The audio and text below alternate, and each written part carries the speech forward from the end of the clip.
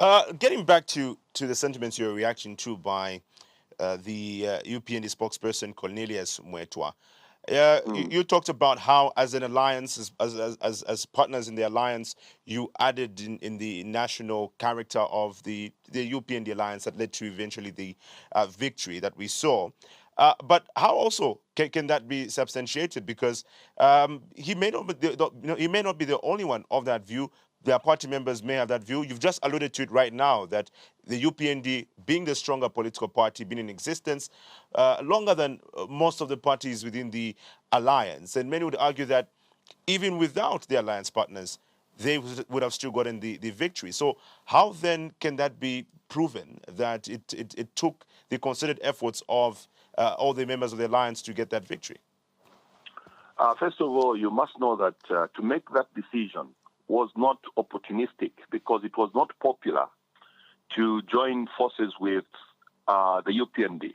The PF was a brutal regime, as everybody knows. It's a notorious fact. And to side with an opposition to remove an incumbent political party that was violent, corrupt, and all the nonsense we can put on the PF, it was not a popular decision. That's what you must know. It was not about opportunities. It was about doing the right thing to liberate the Zambian people from a brutal and corrupt regime that had done a disservice to this country.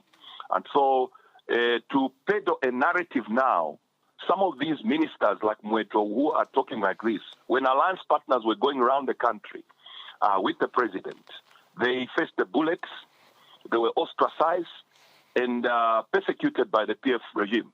And so it is ingenuous, it's a disservice,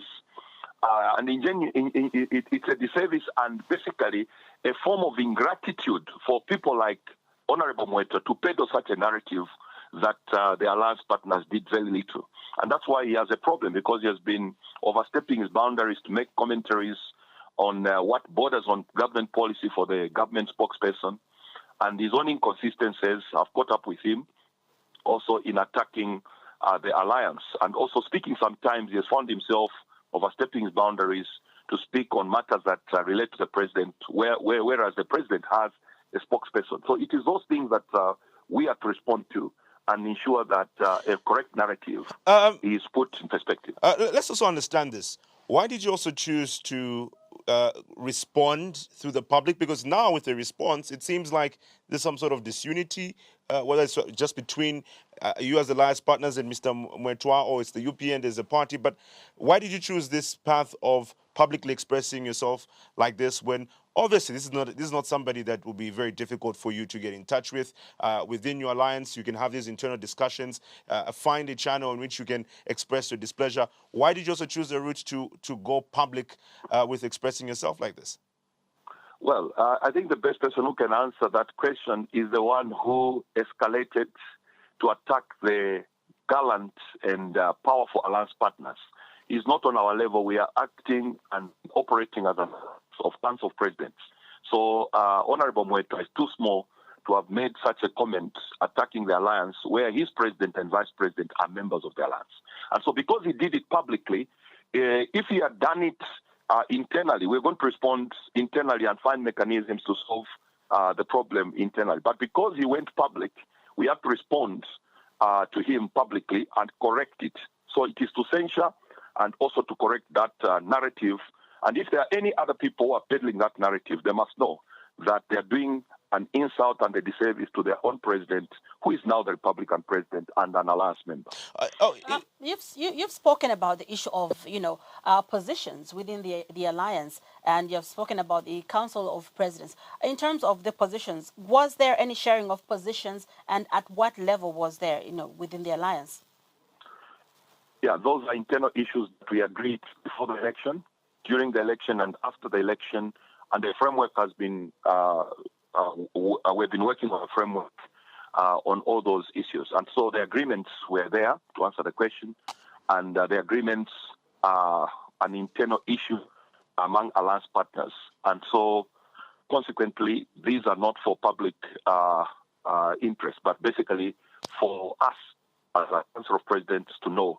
And so the members of this Council of Presidents are aware of what we agreed how we're going to work and how we're going to proceed. And so it's a question of these mechanisms completed, and after that, some of these questions that have been here around will basically be resolved. Let's look at the last 10 months of the UPND Alliance. Yes, Mr. Mweetwa may have made his remarks as such and made them publicly. But has this been the true reflection of what's really going on within the UPND Alliance? Because we know that there are some presidents of the parties within the Alliance who have been given ministerial positions, others in permanent secretary level, while others have not been given any positions. And from what you're saying, it's not really about the jobs. But has there been great consideration of you as the Alliance partners in terms of your submissions, your suggestions? Have you been taken into consideration by the government that we have at the moment? Well, I can confirm that the alliance is intact and stable, and all alliance presidents are committed to working together with the Republican president as our alliance candidate, now Republican president. You must know that we're from 1991, we are the only alliance that has formed government. All other alliances failed, and this alliance is a winning team. And so it's a talent pool of gallant and great men with minds that can help the Republican president as well as the New Dawn administration in various ways. Some of our colleagues have been given positions, others haven't been given. And I think it's a question of what I said, that we have to finalize the loose ends and some of the things that need to be accomplished. And once that is done, in the process of that, then we don't need some such commentaries from people who are not privy to agreements and how the alliance functions, because Honorable Mweetwa is too small to actually make such commentary because it's at presidential level. It's a council president. And that's why we have our own spokesperson and we have our own rules of engagement and the agreements thereof. You talk about Mr. Mweetwa being too small, and you talk about the UPND Alliance forming government. But even when you say that, the truth of the matter is that Mr. Mweetwa is actually in government. And even though you may be the Council of President spokesperson, you are not in government, Mr. Shimunza. So when you talk about him being too small and their contribution to the alliance, how does this also work when technically speaking, you are not in government? We are actually part of the government because we are the team that won the election. Are you part of... It's just a question of segmentation, if you allow me to answer. It's just a question of how we are going to work. But the fact is we are the winning team that actually formed this government. And now, when I talk about Honorable Mweetwa not qualified or being too small to talk about this level, just like he can't make certain decisions that border on the presidency, because he is a member of parliament and a minister in a province, and also spokesperson for UPND. So he must restrict himself to speak as a spokesperson for the UPND and not begin to attack the alliance when he is not privy to what agreements and operations of the alliance as far as they are concerned. So now, being in this alliance, you're calling each other names. This one is too small. This one has done what?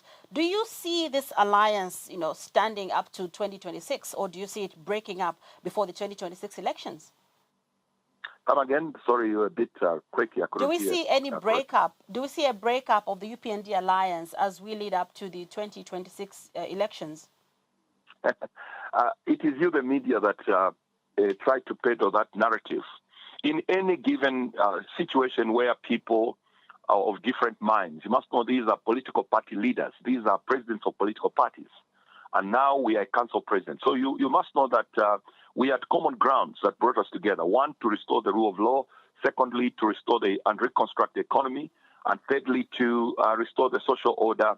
And also to ensure that we bring the kind of reforms to this country. So those were the fundamentals. We have our own political parties, and we are able to run and engage our political parties. So you can now understand that the only thing that makes us together are these common grounds. But what has remained is how do we work together now that we have formed government as a constitution of 12 political parties, including the UPND. So to answer the question, the alliance is intact, the alliance is not cracking, and as to 2026, we shall cross the bridge when we get there and be able to tell you when the frameworks that we're working on are done. The general cannot discuss strategies of 2026 and how we are going to operate before we get there. So for now, we are here and we have to deal with the issues that are obtaining now, and 2026 we will be able to come to the country and say, this is our position and this is where we stand. Let's conclude by also finding out, it's been 10 months of the UPND Alliance in government, if we put it that way, and we're heading closer to a year and beyond. How then do you as the Council of Presidents, as the Alliance, also work, considering that, well, if we're technically looking at it, you're not in any of the three organs of government, legislature, executive, or if we look at the judiciary. And you speak of a man who is actively in two of these organs, and plus he's a lawyer also, so we could argue that there's three. So how then do you, as the Alliance, effectively contribute to governance, considering that you are not actively in any of these three organs of government? Well, as a Council of Presidents, we have our own meetings where we discuss and we are able to engage the Vice President, Republican Presidents who are the Republican President who is also a member of this alliance. And so even if we are not in the three separate arms of government, it means that as a council, we operate and subsist even if others have not been given positions. It doesn't mean that we are not part of the government. All state functions, and we are able to give counsel and advice to the Republican President, who is our colleague, and the Vice President, who are members of this council. And we have had meetings at various stages. And I'm sure that probably this week and even as we go forward, meetings will continue where we can advise and complete the framework that we are working on as a Council President. So it's not a question of just being in the arms of government and so forth. The only thing we are saying about Honorable Mweetwa is that he must stay in his lane and not intrude in the affairs of the alliance and not make such comments that border on divisive narratives, but we must unify the country as we were voted to do that.